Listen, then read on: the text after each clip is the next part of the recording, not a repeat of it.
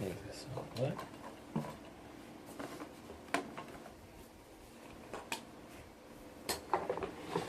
Take the hose off.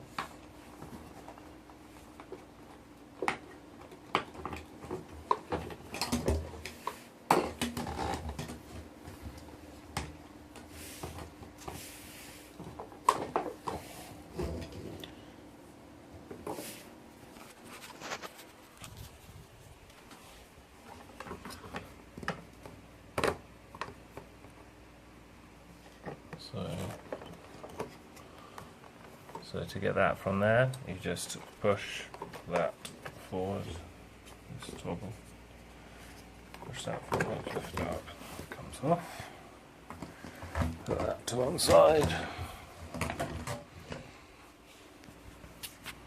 and then you've got the basic unit, take that off the back. Okay, so we have the main Dyson Baby itself. We've got the hose. We've got the deep roller attachment, the extension attachment, the brush and the nozzle, and then the cyclone unit itself. And then we'll show you how they all come apart and how you can clean it up and make sure that it's working as best as it can. So the hose, pretty simple, just run a hose pipe, put some water down it, clean all the fluff and stuff off the ends, make sure that the spring's working, and that's pretty much that. The nozzle on the brush, same again, just wash it with soapy water. The brush, what I use is an old comb, just keep running it through it, and you'll find that there seems to be an almost never-ending supply of fluff. Don't know if is that going to focus? And obviously also, oh yeah, some people say that they find that they don't click after a while. What I do is basically push this bit down, just basically bend it a little bit, and then I just make the groove a bit deeper here using a, is that going to focus? Yeah, make that groove deeper using a razor blade or something like that, and then it works fine and clips on nicely, like so.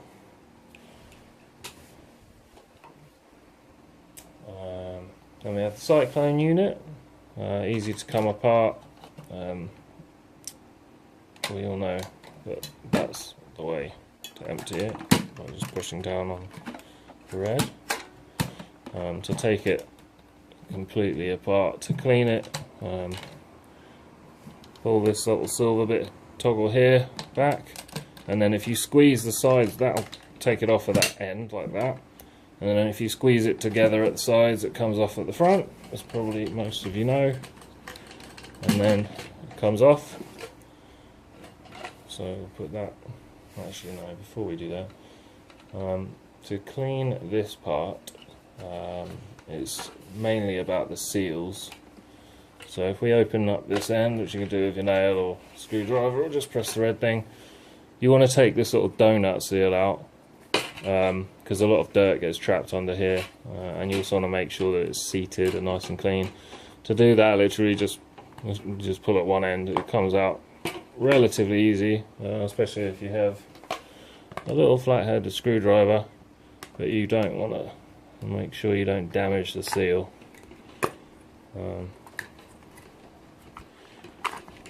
Nice and easy, and that obviously we've already cleaned out. Now when you put it back in, there's just a groove around the edge, and there's also a groove in the middle, and you just make sure that when you put it back in that it's seated perfectly in the groove, and you just push it all the way in on the outside, and then again on the inside.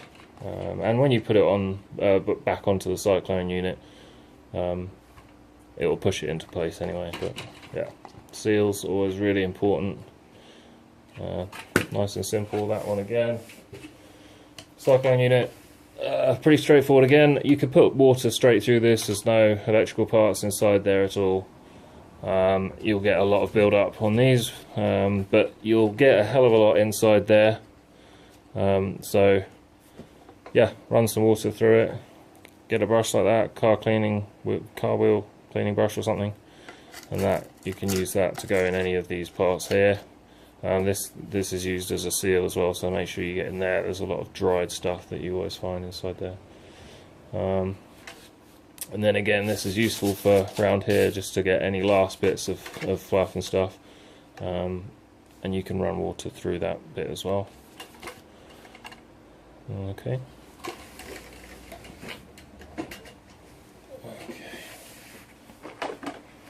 This piece here is probably, I guess, one of the more complicated bits to clean. To start with, just using a flat-headed screwdriver, you just turn this piece here, just unlock it, like so, and then that comes out, and that will bring the roller with it. So you pull that out, and then it just comes off the end. Basically, you'll find that you have a lot of cotton strands wrapped around that.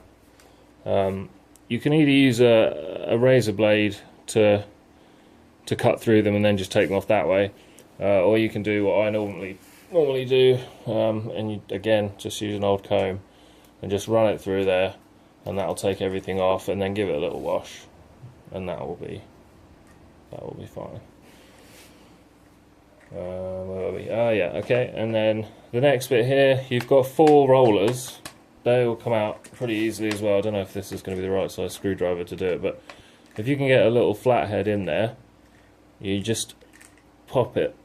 As I say, I'm not sure if this one's going to work.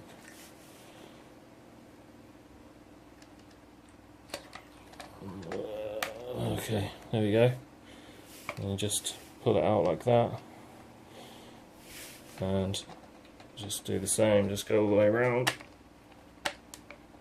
Okay, let's not try that one. Let's try that one.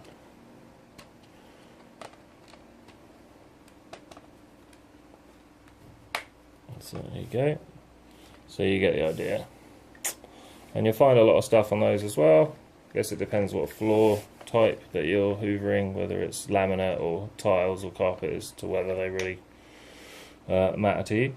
The next, I'm not going to bother with the other two because you get the idea. The next thing, take off this sort of squeegee thing, and to do that you want to get a really thin screwdriver or anything sort of small and pointy, and you just dig it behind.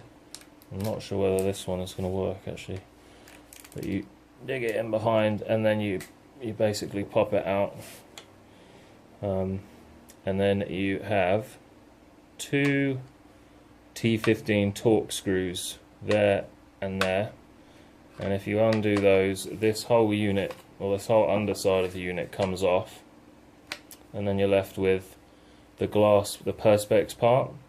With the perspex part, you can just, which is this bit here, you can just, again with a flat-headed screwdriver, if you just stick it in there and lever it, that comes out as well, and you can give that a really good clean, and just make sure that the hole isn't blocked. If you want to, you've got another T15 torx screw there, and then there's also one on the underside of here. You'll see it when you get the bits out. If you take those 2 off, you can take this air filter part out, but there isn't really that much stuff in there to clean. This is where the belt drive is, that just drives the roller. So there was some stuff in here, but not very much, so not enough to make a difference. Mainly the stuff was on the outside, and you can just pick that off.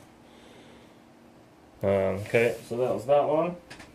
And then I guess last and not least, we have the main unit. You want to clean this pipe here where the hose connects. There's a bypass again, so you clean up here and then in there and there. And then you can see in there, you can see, I don't know if you can see that. Yeah, that's the main air filter, and then there's also a small air filter underneath, which is accessed through there. The main air filter, the circular one in there, or cylindrical one in there, you access by using that, and I shall show you that now. So, flat-headed screwdriver. Again, turn it anti-clockwise, and this is quite convenient actually. The wheel turns into a door, and you have your main. You've got your main air filter in there, and it says on here, wash filters with cold water at least every month. Pretty sure that nobody does that. But yeah, run it under a tap. Do the best job you can. It's going to be fine. Leave it to dry out for at least a day, and that will be all good. As I said before, this one's all been cleaned out. When I cleaned it out and I thought everything was done, I turned this on its side and a whole bunch of grit and sand fell out. So I would recommend not forgetting to do that. Just turn it on its side and tap it, and also just feed you don't want to, because this is the motor, you don't want to pour any water in there, so just a damp cloth, slide it up inside there. You can use this hole as well to pull it all the way deep inside. See, and if you just run it round the outside edge, then there we go. That's thanks mate. That's yeah, that's the best way of doing that. So yeah, round the outside in here. I'm going to put that back in there, because actually no, I'm not. I'll leave that to dry. So I'll shut that one for now.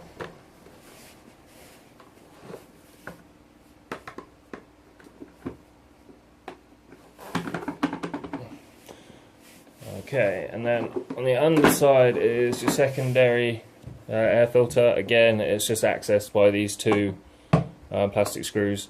It's just, again, it's a anti-clockwise turn. Oh, sorry, big mitt getting in the way there. And again, the other one. And then it just pops up. Oh, actually, sorry, it comes out. Comes out like that. Seal along here. So make sure you give that a good clean. And then you've got your secondary air filter in there. That is the same again, it just says on there that it is best to clean just with tap water only, and it says here to bang it on a surface. So yeah, I guess you want to kind of tap it out, ideally not on the hoover, and then run water through it, and then it says to leave again for 24 hours. You can obviously buy replacements of these, but what I like about these Dyson Babies is you can pick them up secondhand from people that think they don't work as well anymore because they're a few years old. Well, this one's 7 years old. But if you keep them in good nick and you wash these things out once in a while, but mainly you clean the cyclone unit, which is what I call the cyclone unit, they really do work well, and they will go on and on and on and on. So yeah, if you want to go a bit deeper, I'll show you now. Sort of the fact that there isn't really much underneath this bit here, but I'll show you what's underneath just in case you do want to kind of knock yourself out. Okay.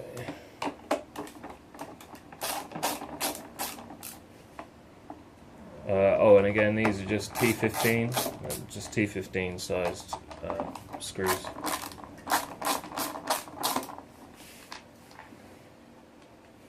Oh, obviously, when you're working on a hoover, just be careful you don't drop any of them inside it.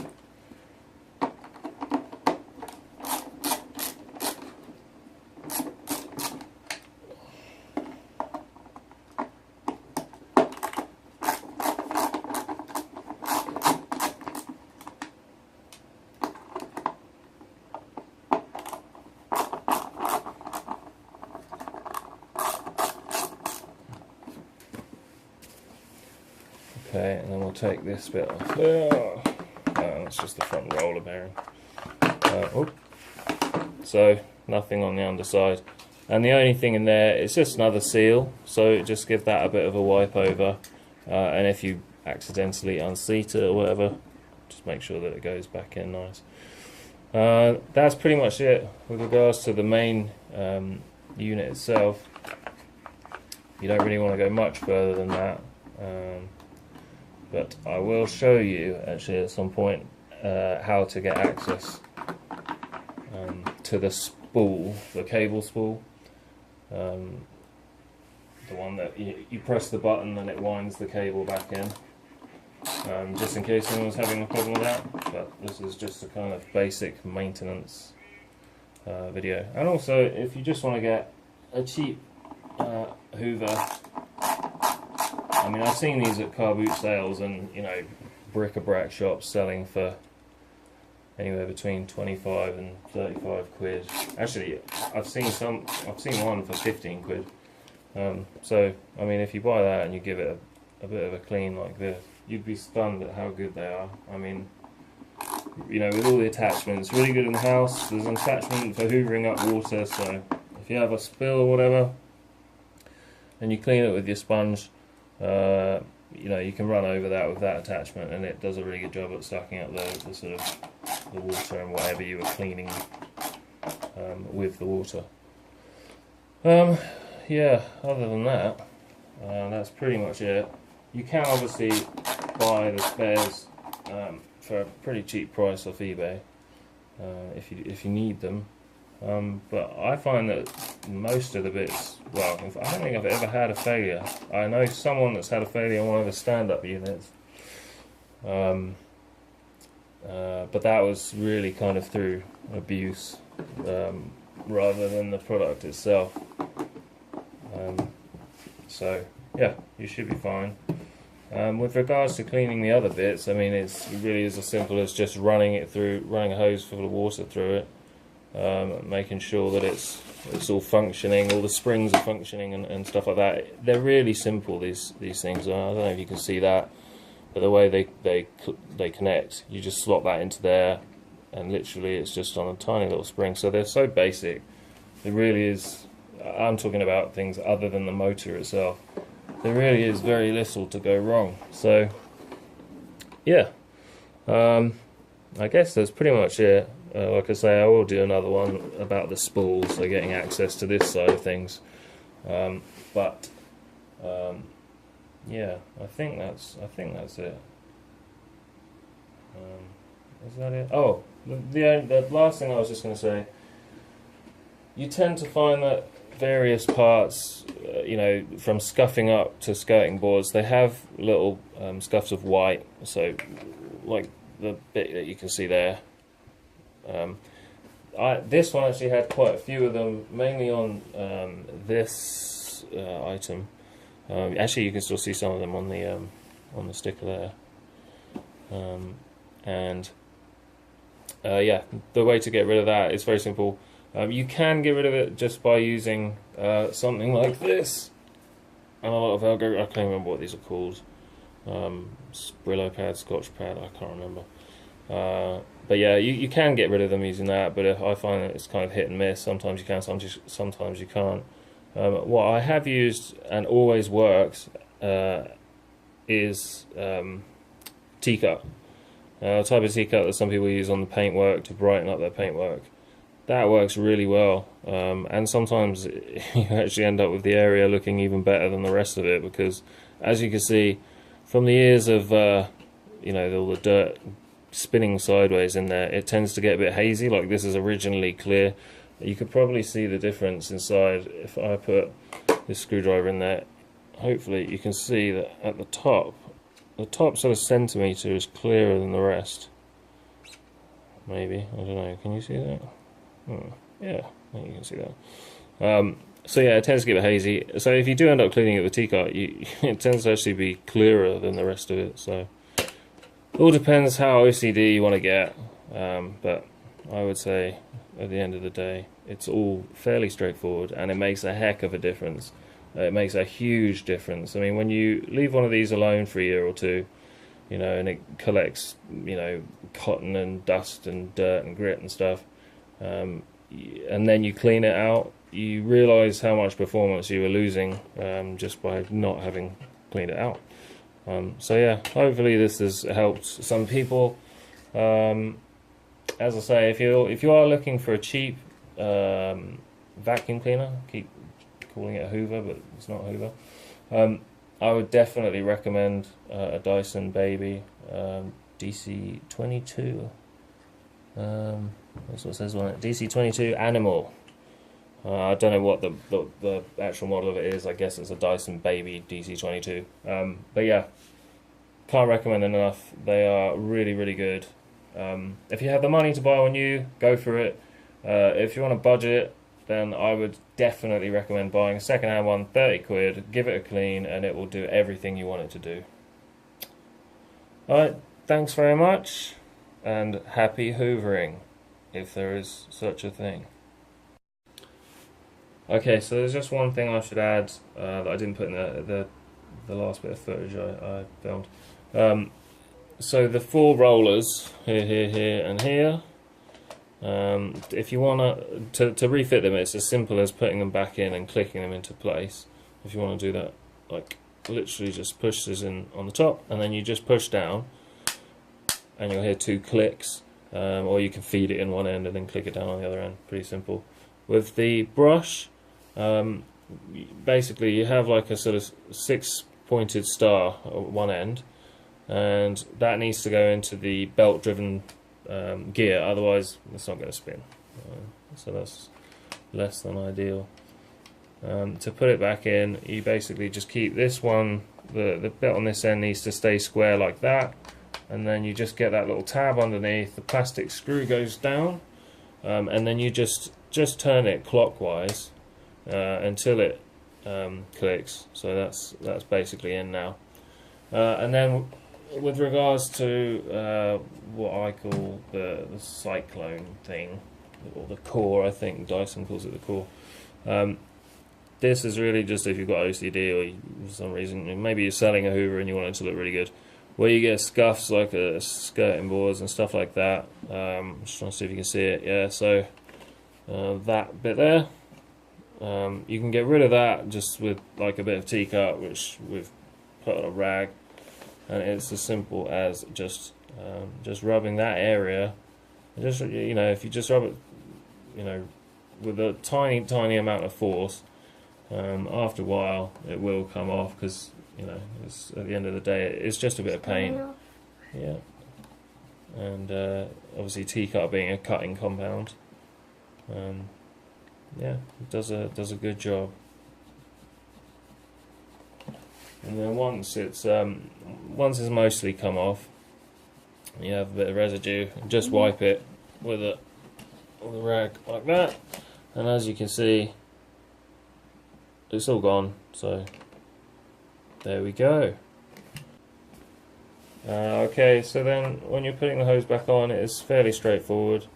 The white collar at the end, you just stuff inside the intake port, and then this little, I'm not really sure what you'd call this, I don't know. Anyway, basically it just goes in this hole there. So this bit here just slots in, and you might hear a click, you might not, it depends in the state of your little toggle. Oh, there we go, it did click, just not very loudly. Okay, so nice and easy there, and then other than that, it's essentially the same as when you empty it. So put that back on.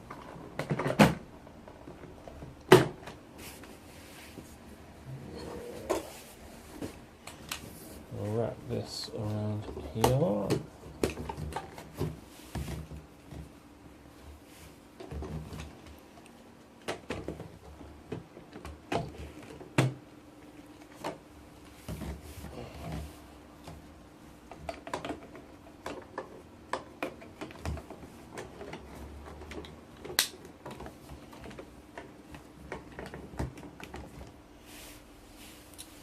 this goes on the back.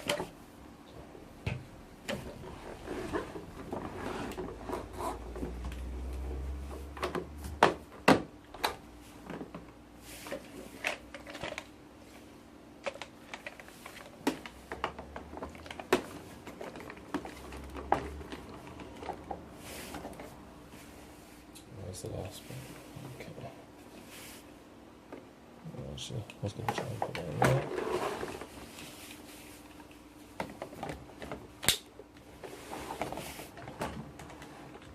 There we go. Job done.